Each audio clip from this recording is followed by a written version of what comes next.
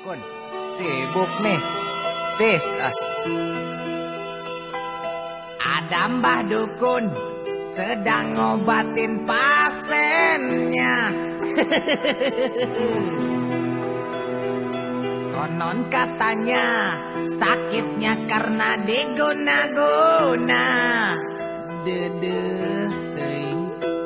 Sambil komat kami mulut Mbah Dukun baca mantra dengan segelas air putih, lalu pasien disembuh.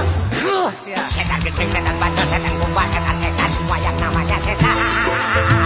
Jangan ganggu ya, jangan suka mengganggu.